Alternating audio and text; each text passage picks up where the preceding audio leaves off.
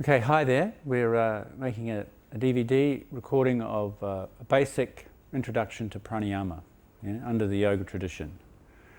So we got here Justin on the far side, and middle Sasha and Linda here. And Justin hasn't done much pranayama practice, a little bit introductory kind of workshop here and there. Sasha teaches yoga and has done various forms, but at the moment is orientated towards Iyengar yoga practice. Linda has about 2.5 years of practice under her belt and has stayed primarily with the Iyengar tradition and has a stable, steady, regular practice of pranayama. My background is 30 years in Iyengar yoga tradition, and I have dabbled in other ones, and I will, as we go through the information, there'll be times where I can add a perspective as these folks are doing various practices, all right? The idea, if you're going to practice this home, would be to watch this DVD a couple of times, clearly understand the information, and practice with extreme caution and full awareness. All right, so the first pose which we'll do before we start any lying practice, just take down-facing dog, no head support. Have the heads forward would be good. So we don't have to do any yoga poses before we do pranayama, but I think in this case it'll be useful just to loosen the body up, get out of a sort of a camera on me, camera on my body mentality, so that these individuals have their own camera on themselves. Instead of turning our awareness out to the world, out to our life, out to our normal function, we turn it in on ourselves and try to see it with a non-dualistic state, to see what's occurring with a non-dualistic mind. This is a basic principle of posture work to bring you ready for pranayama. And then Uttanasana, walk the hands to the feet. And bend the knees, let the navel fall, relax the head. So the idea then is to be aware of the buttocks, the spine, and the breathing, the neck, shoulders. Very, very important. And so that's where we work the legs in various poses. But once you start pranayama sitting, you lock the legs into position like I was sitting before in lotus. So understanding the legs, the buttocks, into the spine is important. Okay. As you straighten your legs slowly, allow the navel to fall to the thighs, and as though the spine is tipping out of the pelvis, keep the neck exactly poised and relaxed. Just soften a bit there, Linda. Just don't do less. Be more, do less. Let go, let go, let go. Soften. Let the head fall. So when we're practicing here, it's easy to think, oh, I've got to put on a show for the camera. This is the ego mind, perfection mind, and it's very useful. We've got to have some of that. But we also have to have this turning inward, perceiving what's actually going on. So we should be able to see our nervousness, see our effort, and also see how to relax that effort. And then sitting, Dandasana, legs forward, roll the shoulders, relax. So take it in for a pranayama action, not a classic Iyengar. Bharvajasana 2, turning to the right side. So left leg will be Virasana.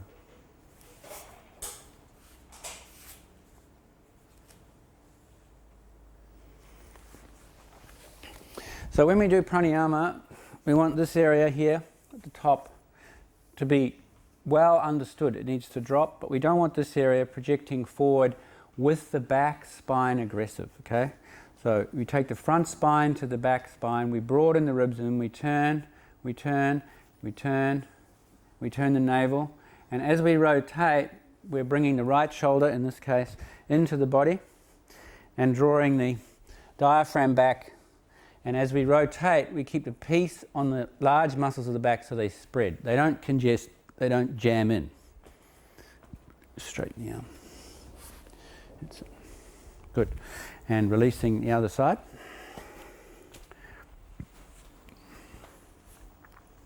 All the while you're practicing, the idea is to have a system that disciplines your attention, not to wander anywhere else. It's not a rigid discipline, but it's not allowing the mind its normal pattern. It has to be contained, restrained slightly. Turning over your left shoulder, orientating the lower shoulder blades a little deeper, deeper, deeper, and then in onto the back ribs. And turning the navel, exhaling. All right.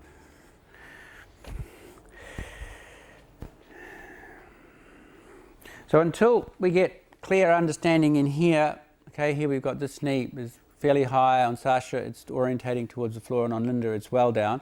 This opening in the groin is related to how well we can lift the spine.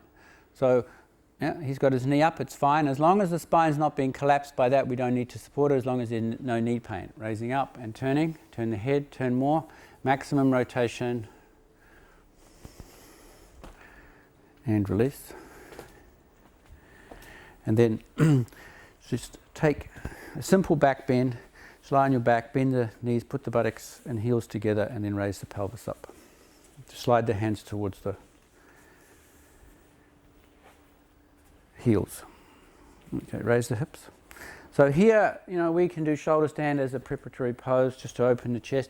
The idea here is this area is moving well into the body. You're opening the front thighs. Your shoulders are being drawn away from the ears. You're getting length through the arms. But it should not be aggression.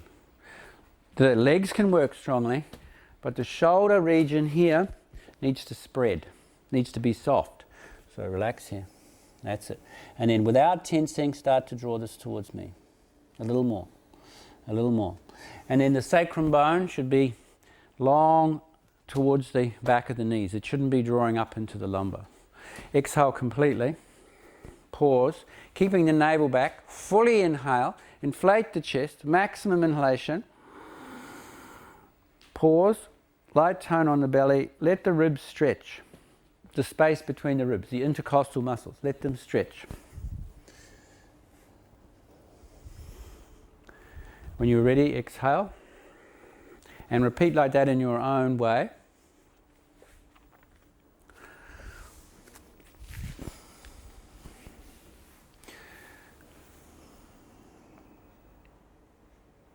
So pranayama means life force restraint, life force control, like containment, and it's part of the 8 limbs of yoga practice, Ashtanga yoga, and it comes after an understanding of postures, understanding of how to feel the body, move it in a way that supports the nervous system and supports the development of a mind that is useful to looking at the world, to serve you and to serve the world.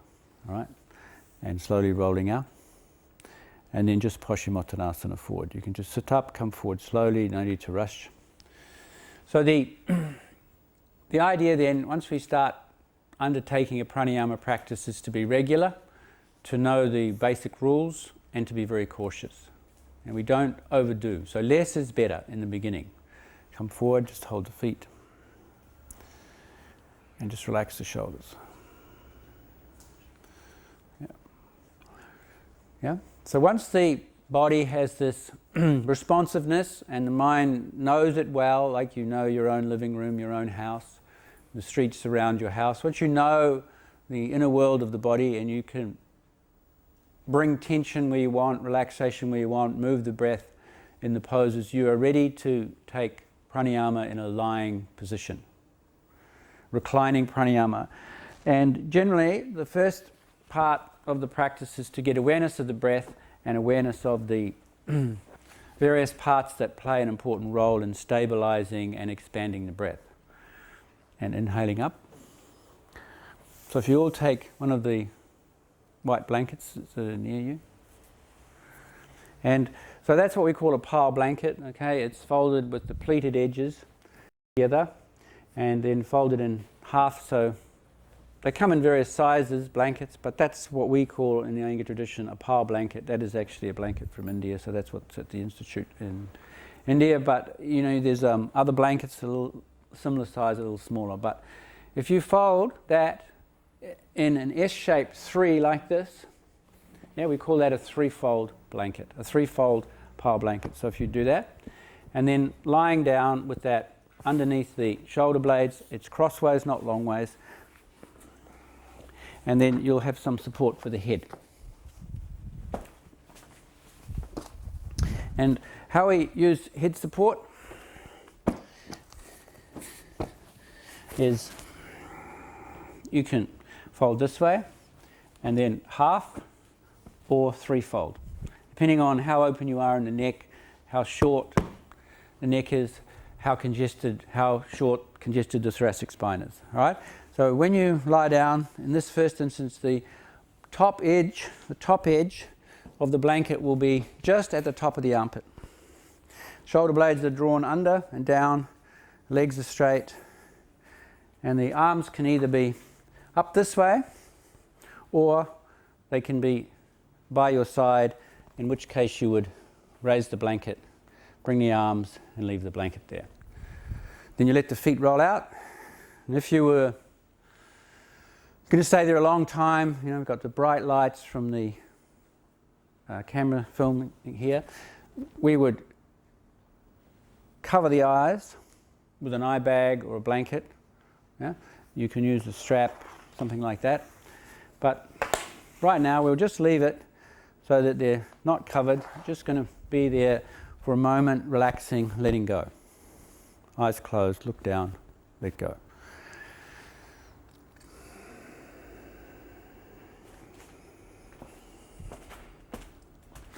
So letting go, what are we letting go into?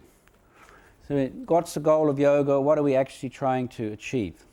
We say, well, I have a life, I've got a healthy body. These people here, they're alive, they've got lives, children, things like that. So why do we need to practice this? Well, it's really about creating health first, healthy body, healthy mind, healthy emotions, and then the ability to penetrate into things, objects and non-objects. To understand them, to see clearly. And we really only see from what the mind already has going on. So we're trying to remove the past, remove the attachment to the future, and find what some people call no mind, or this present mind, or this mind in this present moment. Okay, so that's what they're doing there, and if you practice for pranayama, this is what you must do. Lie there for a few moments with no real agenda other than to feel the present moment of the body, of the breath. Yeah? And all sorts of things can come up when you do that. Fear, bliss, sleepiness, agitation. And Buddhism has described these well.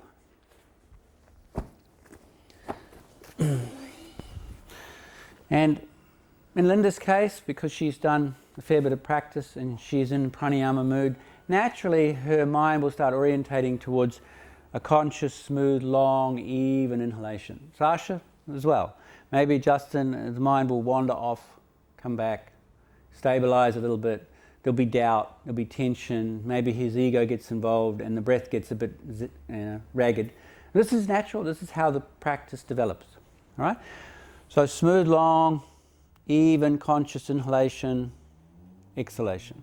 Start to really get the chest open and get the mind orientated towards that. So a little bit of theory, a little bit of understanding while that's happening. If you look at how the world is for us, it has two basic components to it. It has how it is for us as individuals, I-ness, and then it is as it is in itself.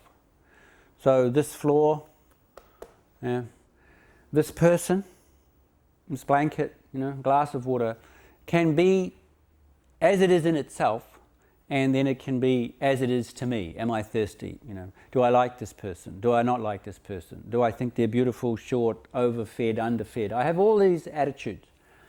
Now, if I can see this person or an object as it is in itself, I'm seeing it without my personality and preferences and desires being involved. Now, I hope this is clear, because this is a very, very special and actually quite rare way of seeing the world.